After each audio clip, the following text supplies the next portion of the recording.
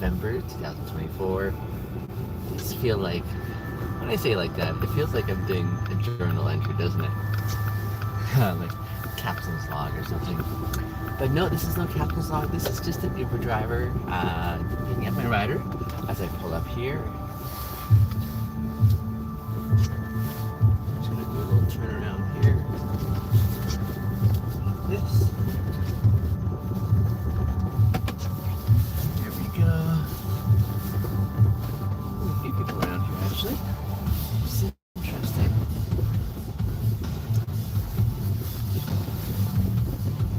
I believe this is it. I believe this is the spot I want. Oh, there she is. Okay, here we are.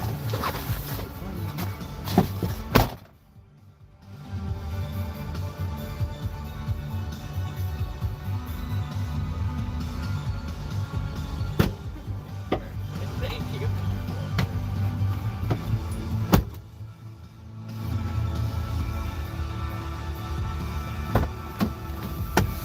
Hello, Abby. How are you doing today? I'm well. How are you? Good. Welcome aboard. I saw all these You're people. dressed so nice for this early in the morning. Well, what you don't know is that this is my normal. Yeah. When I don't dress like so, my friends are asking what's wrong with me, or yeah. So I just saw all these folks coming out. I'm like, I'm not sure which one of these is my ride, but then there you Yeah, are. everybody getting ready to start their cars in the morning. Ah. I didn't feel like doing so. Nice. That's where I come in, I guess. Yeah, exactly. Quick update for you, Abby. Not an update, but just a notice. I do an unusual experience in my Uber where I live stream my events. It's the camera's on me per se, so you're not on camera, but just watch what you say, so you don't say anything that's incriminating along the way. Oh, fair. I Yeah. don't think I have anything to say that's incriminating, but The thing is, I never know who I'm getting in my vehicle. It's, I like great connections, but I also like making sure I don't adversely set someone on the wrong track. very fair. You know, it's a beautiful thing to experience in life when you don't have to worry about anything. You know what I'm saying? Because I imagine there's some people who kind of go through life like aware of where they're at, what they're saying, because maybe their life doesn't quite align in ways that they value. But it's a beautiful thing to know that you don't have to like be aware of what you're having to be concerned about. You know? Yeah, well, that makes sense. Is this your normal start to a morning? Yeah, pretty much. Okay.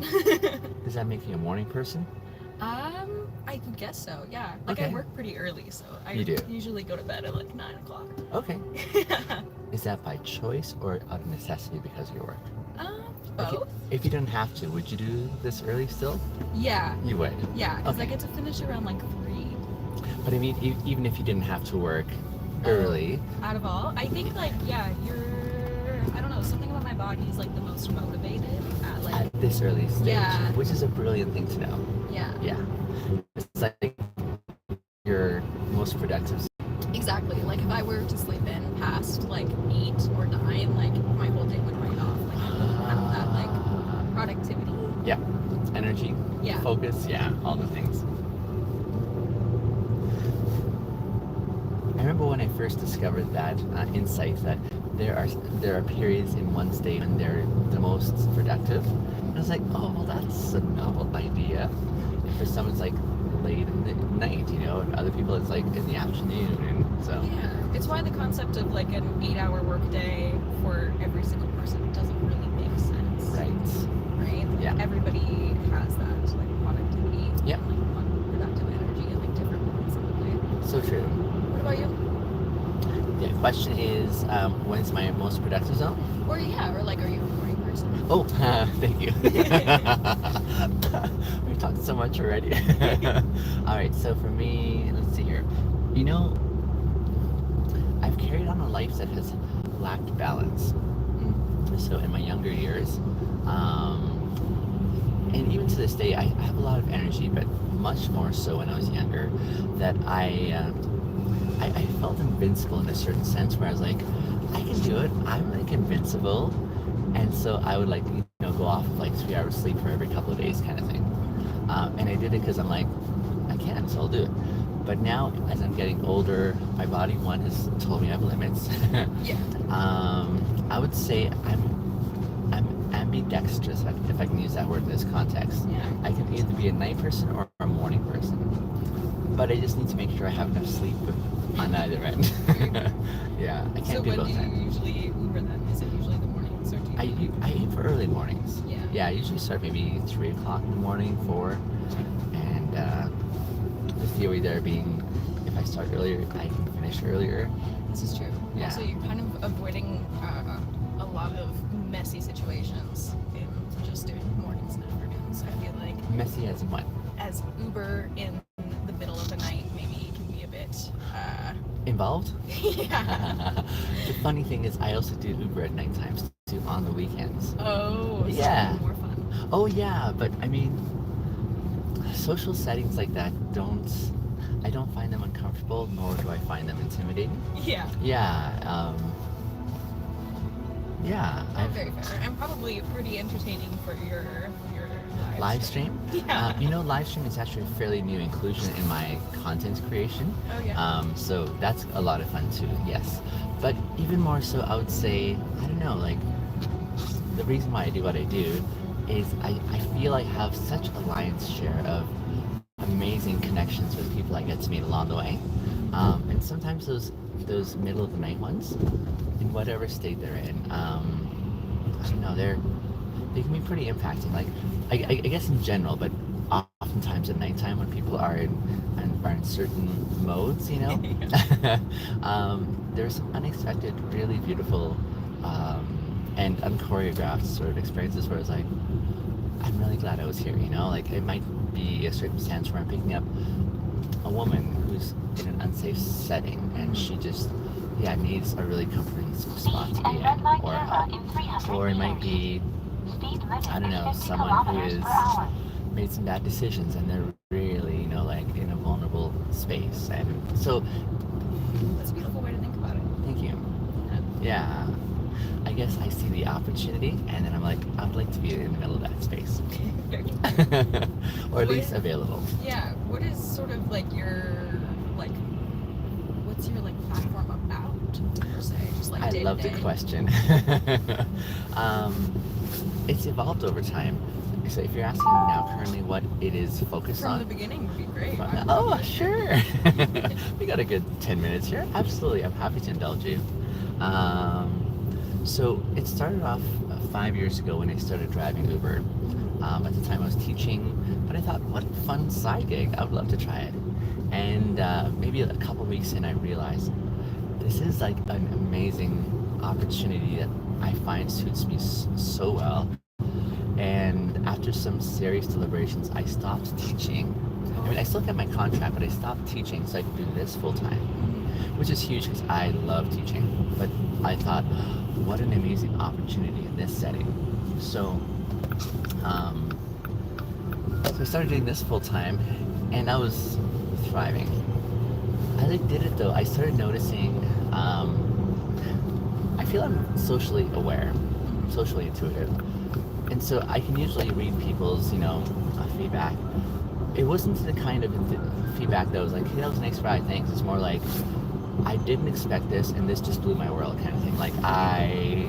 It was just very impacting the way that the response was from those who were leaving my Ubers. And I mean, I'm enjoying this space. This is not unfamiliar to me. But I thought maybe there's some things I'm doing in the midst of what I get to do here, whereby I can maybe share some ideas or experiences with other drivers potentially, and maybe they could also drive some benefit as well, in their own context. But as I started creating videos towards that end, the world tuned in in a way I didn't anticipate. I was expecting maybe a good 10 years before anything caught traction, but months in, and all of a sudden, it just kind of blew up. So that was a really neat experience, and I loved also what I got to do there because I've been off social media for years before that. And I've been off social media because I like this kind of connection where you get to meet someone and say, hey, here's an actual experience we could have together. And I didn't see that happening online, so that's why I left. But I was also tickled by this challenge internally that said, is it possible that I could do this magical experience that I get to experience ongoing in real time with people online? And so as I started creating these videos, it was beautiful to see how like my audience was really responding to the things that I really cared about in the way that people could actually connect in meaningful ways. And the questions, the conversations, the comments, the feedback, it was just in that track, and I was thinking, this is a beautiful experience. And and then my followers would say things like, they'd say, Biniam, you know, Uber's gonna like reach out to you sometime here, and they're gonna like try to connect with you. And I said, I feel I've done my homework on this. I'm nowhere close to ever being recognized by such a massive entity, right? So, Yeah. no, that's not going to be happening anytime soon. When it did happen, Oh. I was humbled. I was like, oh, I thought I'd done my homework. Obviously, yeah. So they reached out and they said, hey, we've been watching you and we really appreciate and love what you do. And so it began this collaboration, which even expanded my reach far more, and the news got a hold of me. And it was just a really neat experience along the way. But then I'm also in a season of life where I'm a storyteller, if it wasn't obvious. And I like, usually my stories are humorous and funny and comical, silly, but I like the idea though, Abby, that I get to choose like my perspective in a story, right? And here I was in the midst of this amazing experience whereby I'm bringing value to the place I work, which is one of my high values. But I was thinking, I don't know if I want to keep on going down this track in a passive zone where people are telling my story for me, saying, you're the Uber guy. I like that I bring some wonderful experiences to this brand, but I don't want to necessarily walk into that space and that be my identity, if you will. Yeah, like So- not your defining characteristic. Exactly. Yeah. And so, just we were in the middle of the pandemic during the season. I took a couple of years off, 2 or 3 years off, the last 3 years, for two reasons. One, I need to get another job, and two, I also wanted to think through if I could point my finger at where I would love to direct attention that I can see that I'm able to, garner. Where would that be? Like, what am I trying to accomplish if I were to have a platform? Which I already do, but like, if I could do this more actively, intentionally. So that took a while. Oh my goodness, that took like a good 2.5 years to sort that out. In the meantime, I worked at a warehouse in the south, and it was wonderful. I told them from the very outset, hey, I'm here for such a season, 2 years, I'll give you. And then I'm coming back to doing this because I've got some ambitions that I want to accomplish in life. And it was good. Like, I had a great time with them. It went so good that they said, could you come and join us in management and maybe give us a bit more time? I'm like, sure, we could do that. So we did that, and it was a wonderful time. But this past summer, I was at a festival. I've recently joined many activities with the Burning Man community here in the area. And I was at one of their festivals this summer, and it was just one of those pivotal moments in the midst of that festival where I realized I'm kind of like, I know what I need to do because I've done a lot of mulling over these past couple of years, and I'm just sitting on the fence because it's kind of a scary thing to like take that next step, right? And I was like, I need to make this happen. So I came back from that festival, Abby. I walked into the owner's office. She and I are like really close friends too, but I said, the time has come and I need to draw that line, and I gave him like 3.5 months notice, basically just to say, let's kind of work through my exit here in a way where you guys are all covered, because but I need to embark. And I mean, they've seen for the last couple of years how excited this prospect here makes me, and the planning that I've been doing. And it's beautiful when you're in a space where those who know you really well are also like saying, yeah, this is what you're made for, right? So it was sad, but it was also like, yeah, this is the evolution that needs to happen. So I just recently came back, like a few weeks ago. No, a month ago, 2 months. My strength is not memory, but nonetheless, all that to say, what I haven't told you yet, what is the main focus? Where am I pointing my finger? A lot of the reflection in my personal life, the last, I'd say 8-9 years, and the massive transformation and shifts that have happened, I discovered that in the midst, in behind it all, was this characteristic that I didn't realize I'd been striving for a lifetime, for decades. So for the last few decades, as a young guy, once upon a time, I've been trying to figure out how do I like do this growing up thing as a big guy with integrity. I didn't realize that that's what I was striving for, and I longed for that. I just never found models that I could, say, hey, what could this look like? And I don't know how to process this. And as a result, I went through some really, really, I don't know, I made some terrible decisions. I did some phenomenal face flops in my time, But in the aftermath of those and the things that I've learned, integrity was this theme that I was like, this really means a lot to me. And so coming back on here, I've been curating my whole sort of like focal point on saying, how can I make integrity more accessible as an idea and also an experience to other young men who are where I once was. That's a really beautiful idea. Thank you. Yeah, so that's what motivates and drives a lot of this extra investment for me. Yeah. As far as like content besides the live streams, yes. Obviously, are you like making videos? Like, what's kind of your niche then? Yeah, so my niche is definitely in that conversational area of saying, how can I facilitate and curate a lot of conversations around integrity. I'm going to be writing a book this next year on this theme as well, so that's a big commitment that I'm embarking upon as well. Wow. I'm quite ambitious. No kidding. Yes.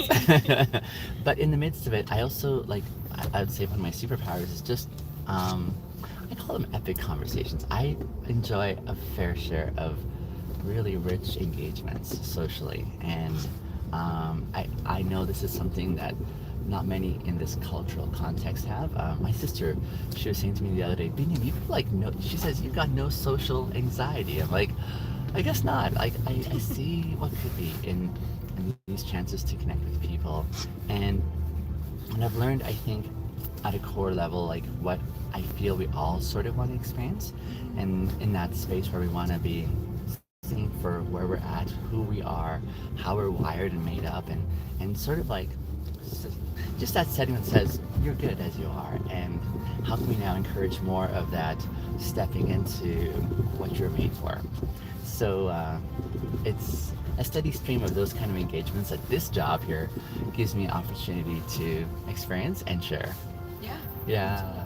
Thank you. I think it's fun to put that level of weight onto everyday conversations and really hold them and take time with it and really reflect on the conversations that you're having with people, where most people go through their day and barely remember a single conversation that they've had with the person sitting next to them, or random interactions. So and true. when you put that level of weight into every interaction that you have all day, every day, especially in this when you're having a pretty steady flow of interactions.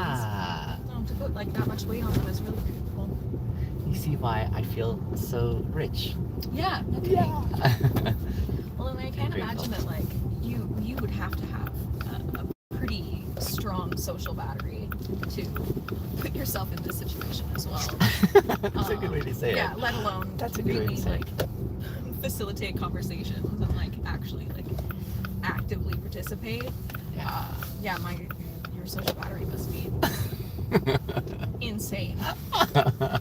Well, I figured we have our unique strengths in life, right? Where we are this is where I show up and contribute. You are a conversationalist. I am. Yeah. Yes. Conversationalist, but I also like the question as to why, at any moment if someone were to say, pause, why are you asking this? Or why are you engaging as you are? I appreciate those challenging queries because in my mind there's a certain framework that makes sense as to the intentionality behind it, and it's neat to be able to give that and say, here's why I'm interested, and here's why that's a really important question, because here's the thing, you and I feel you know each other better now since we've gotten in the car, but in so doing there is pieces of ourselves that we share voluntarily, and those pieces I almost see as gifts. It's here's another piece that makes me me. And collaboratively, when we do that, That's where I believe intimacy is experienced. Where intimacy, I've heard, is defined as intimacy, and I love that. I was like, this is so helpful, right? Yeah. My dear, I so enjoyed time with you this morning. Thank you. What I'm a glad you wonderful were. way to start my day. Thank I you. feel so energized Hi. and like ready. Me too. Thank you so much. The Have a pleasure great was rest mine. of your day. You too, Abby. Good to meet you. Aw, she was sweet.